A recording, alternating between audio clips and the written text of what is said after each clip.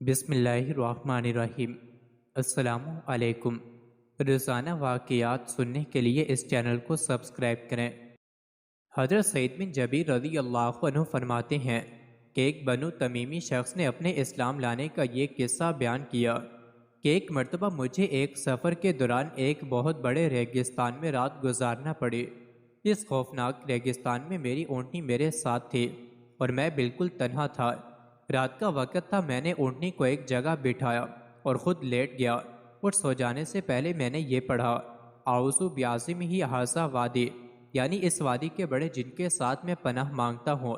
یہ پڑھ کر میں سو گیا۔ سونے کے بعد خواب میں نے دیکھا کہ ایک قوی ہیکل نوجوان جس کے ہاتھ میں ایک خنجر ہے آیا اور آتے ہی وہ خنجر اس نے میری اونٹنی کے حلق پر رکھ دیا۔ یہ دیکھتے ہی میں گھبرا کر جاگ اٹھا اور ارد گرد دیکھنے لگا، مگر کوئی چیز نظر نہ آئی۔ میں اسے یوں ہی وہم خان خیال سمجھ کر پھر ہو گیا۔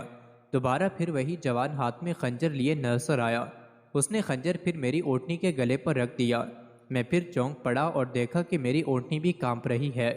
میں پھر سو گیا اور تیسری مرتبہ پھر یہی قصہ دیکھا، اور اب تو میں ڈر کر اور گھبرا کر جاگ اٹھا۔ میں نے دیکھا کہ اونٹنی بھی ڈر کے مارے بہت کانپ رہی ہے۔ میں نے پیچھے مڑ کر دیکھا تو وہی جوان ہاتھ میں خنجر لیے کھڑا نظر آیا، اور اس کے ساتھ ایک بوڑھا شخص بھی دیکھا جس نے اس جوان کا ہاتھ پکڑ رکھا تھا اور اونٹنی کے قریب آنے سے اسے روک رکھا تھا، اور وہ دونوں آپس میں لڑ جھگڑ رہے تھے۔ تھوڑی دیر میں 3 بڑے بیل وہاں آ گئے اور اس بوڑھے نے اس جوان سے کہا کہ ان بیلوں میں سے جو بیل چاہو اس میرے پڑوسی آدمی کی اونٹنی کے بدلے میں لے لو، مگر میرے پڑوسی آدمی کی اونٹنی کو ہاتھ نہ لگاؤ۔ چنانچہ وہ جوان آگے بڑھا اور ان بیلوں میں سے ایک بیل اس نے پکڑ لیا اور اسے لے کر وہاں سے چلا گیا۔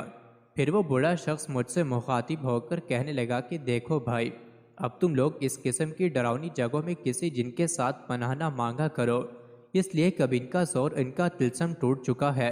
اب تم یوں کہا کرو، یعنی میں محمد کے رب کے ساتھ پناہ مانگتا ہوں۔ اس وادی کے ہول سے میں نے کہا یہ محمد صلی اللہ علیہ وسلم کون ہے؟ اس نے بتایا کہ یہ بنی عربی ہیں۔ میں نے پوچھا کہاں رہتے ہیں؟ اس نے کہا کہ مدینہ منورہ میں۔ میں یہ سن کر انتہائی شوق میں اپنی اونٹنی پر سوار ہوا اور سیدھا مدینہ منورہ آ پہنچا اور حضور صلی اللہ علیہ وسلم کی خدمت میں حاضر ہو گیا۔ حضور صلی اللہ علیہ وسلم نے مجھے دیکھتے ہی میرا یہ سارا قصہ خود ہی لفظ بلفظ سنا دیا اور پھر مجھے مسلمان ہو جانے کے لیے ارشاد فرمایا، تو میں فوراً کلمہ پڑھ کر ہلکا باگوش اسلام ہو گیا۔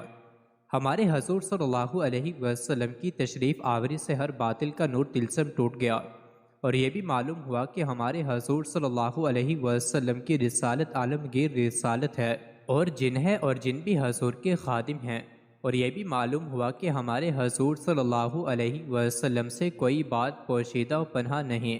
مزید ایسے ہی ویڈیوز کے لیے چینل کو ضرور سبسکرائب کریں۔